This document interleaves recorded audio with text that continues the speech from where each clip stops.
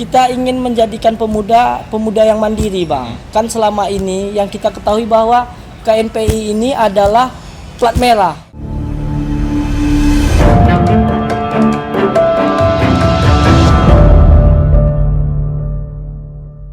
Ini isu atau apa nih? Saya mau klarifikasi langsung nih. Abang katanya mau mencalonkan diri jadi ketua KNPI? Ya.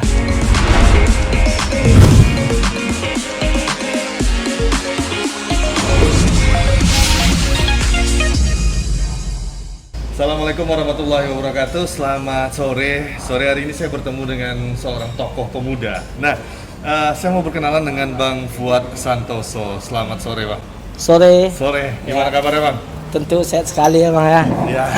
Nah, ini sepertinya sibuk sekali ya, Bang, dengan aktivitas kepemudaan ya. Emang boleh perkenalkan diri nih. Abang sebenarnya basic di kepemudaan ini udah banyak atau belum untuk organisasi ini? Untuk organisasi kepemudaan sendiri, saya awal masuk di KNPI ini sudah 2015. Tentunya saya waktu itu menjabat ketua kecamatan saya. Tapi untuk berorganisasi lainnya tentu saya sudah mengikuti berbagai macam organisasi seperti lembaga swadaya masyarakat juga saya ikuti. Yang mana dulu saya masuk dalam fakir miskin perkotaan. Itu waktu saya masih SMA kira-kira 2007-an ya. Setelah itu saya 2008-an kita dirikan namanya Forum Peduli Anak Yatim. Oh, ada ya? Jadi yang mana di Forum Peduli Anak Yatim itu saya dulu sebagai humas dan juga sebagai keanggotaan, yang mana di situ kami kebanyakan kegiatan sosial yang kami lakukan di sana. Sehingga dari sanalah awal mula saya mulai mencintai berorganisasi. Waktu saya kuliah, saya coba ikut-ikut kawan-kawan di BEM. Waktu S1 saya di WIR, kebetulan saya Fakultas Hukum di WIR. Saya ikut-ikut kawan. Begitu ada kesempatan saya bergabung ke KNPI, saya ambil ketua kecamatan pada waktu itu, seingat saya 2015. Oh, 2015. Pada saat itu ketua KNPI kotanya hingga sekarang ini Bung Ade Fitra. Jadi saya menjadi ketua PK hingga saat ini, sama seperti baju yang saya gunakan. Ini baju PK saya dulu nih, iya. waktu saya mulai aktif di gitu. KNPI-nya. Oh, berarti ini baju lama ya? Siap. Ini ukurannya udah mulai kecil. Baju kebanggaan. Baju kebanggaan. Baju kebanggaan.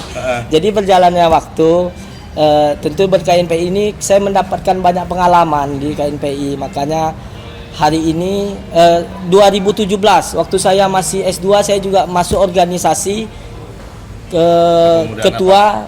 saya menjadi ketua Magister Ilmu Hukum di Fakultas Unri. Oke, S2. Ya, ternyata ya. Siap. Nah, cerita tentang kepemudaan khususnya di KNPI ini, Bang. Ini saya dapat kabar, ini isu atau apa nih? Saya mau klarifikasi langsung nih. Abang katanya mau mencalonkan diri jadi ketua KNPI? Ya. Udah sanggup Abang nih, Bang? Karena setahu saya KNPI itu sebuah payung besar. Siap. Di bawahnya itu ada sekitar 70 paling nggak ada sekarang totalnya ada organisasi kepemudaan itu lebih kurang sama suara DPD 138. Oh, 138. Berarti ada 126-an ya OKP yang tergabung di dalam KNPI. Baik itu peninjau atau peserta yang sekarang jadi peserta. Ini gimana? Apa yang modal Abang mau maju seperti ini? Ya, kita berkeyakinan bahwa KNPI ini adalah wadah kepemudaan yang mana di sini menaungi para pemuda, itu tentunya ketua OKP yang mana sini bermacam-macam. Inilah yang akan kita akomodir dari berbagai hal dan kepentingan. Tentu banyaknya kawan-kawan ini yang mempunyai aspirasi, kemampuannya yang berbeda-beda. Ini yang mau kita sampaikan, mau kita keluarkan, tunjukkan bahwa pemuda ini mampu. Oke, benar Bang. Karena di zaman milenial ini banyak juga ya orang pemuda milenial atau milenialnya sendiri itu bahkan menjabat sebagai wali kota, kemudian ada juga jadi wali kota ataupun bupati yang usianya masih muda. Nah, Abang mempersatukan organisasi OKP ada sekitar 128 dengan kepala yang berbeda-beda. Ini tantangan besar loh, Bang. Mau apa yang melakukan nanti? Karena ADRT-nya aja mereka beda-beda nih ya, masing-masing. Apa mau tindakan realnya? Kita ingin menjadikan pemuda yang mandiri, Bang. Kan selama ini yang kita ketahui bahwa KNPI ini adalah plat merah, organisasi plat merah yang dibiayai oleh pemerintah. Kita sebagai pemuda, kita tetap bersinergi kepada pemerintah tentunya.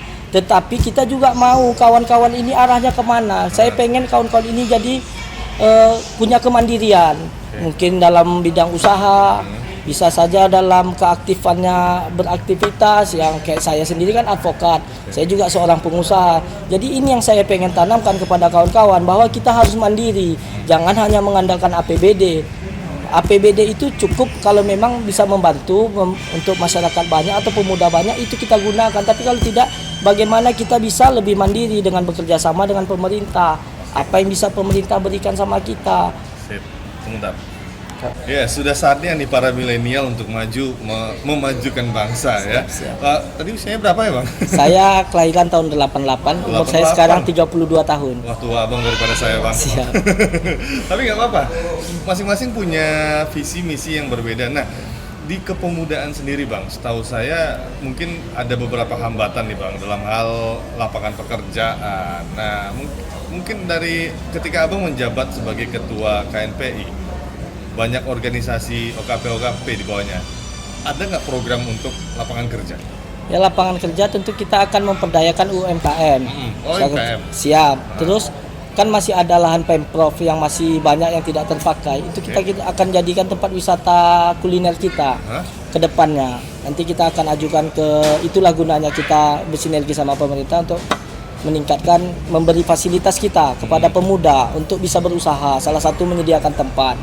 Ya, yang mana seperti kita buat usaha seperti di Simpang Bundaran Keris, juga ada di Arifin Ahmad, kita juga mau buat seperti itu nanti khususnya untuk para pemuda, tentu dengan biaya yang kita minimalkan, kita usahakan dibantu oleh Pemprov. Terus kita di Riau ini begitu banyak pabrik-pabrik, Bang, juga perusahaan-perusahaan besar yang berada di Riau ini, bukan hanya Pekanbaru, baik kabupaten kotanya, hampir keseluruhan. Jadi disinilah kita minta mereka tentu punya CSR masing-masing. Juga kita minta mereka memperkerjakan kita pemuda-pemuda lokal ini kemana. Jangan mereka hanya menggunakan pekerja dari luar. Itu yang kita minta sesuai dengan peraturan Perda kita kan. Berapa puluh persen. Terakhir, Bang, jika abang terpilih nanti jadi ketua KNPI, di awal kepemimpinan abang, apa yang akan abang lakukan yang pertama kali? Yang pasti saya akan mengumpulkan seluruh OKP. Tentu kita akan menanyakan apa kegiatan mereka dan di mana kemampuan mereka. Tentu kita akan membuat seminar, dan kita yang saya kedepankan itu kemandirian sebenarnya. Kemandirian yang mana saya ingin para pemuda ini memiliki usaha sendiri sesuai dengan kemampuan dan bidangnya. Kalau mereka memang tidak ada jiwa usahanya, tentu kita akan alihkan mereka di perusahaan mana mereka bisa bekerja. Itu yang akan kita sepakati nanti sama kawan-kawan. Akan kita bawa kemana pemuda ke depannya. Ya, intinya jangan sampai kemandirian akhirnya mereka jalan masing-masing, tapi KNPI tidak jadi payung untuk mereka semua ya, Bang ya. Saya harapnya jangan sampai seperti itu. Ketika Abang udah memberikan arahan, malah bergerak masing-masing jadi ya. Ya, itu kan dinamika biasanya yang terjadi. Tapi kita harap dengan insya Allah terpilihnya saya menjadi ketua KNPI, maka saya sangat mengharapkan para pemuda bersama-sama kita bangun daerah ini. Tentunya Riau ini berpotensi, banyak kekayaan alam yang ada di sini, juga banyak yang kita potensi usaha yang bisa kita buat di sini. Oke, baik, terima kasih Bang atas waktunya. Dan jangan lupa kalau ketika Abang terpilih nantinya, semua peran-peran dan tugas Abang tadi yang sudah Bang ucapkan tadi segera terrealisasi, Bang. Insya Allah. Amin. Oke, kita pamit dari program ini. Terima kasih dan assalamualaikum warahmatullahi wabarakatuh.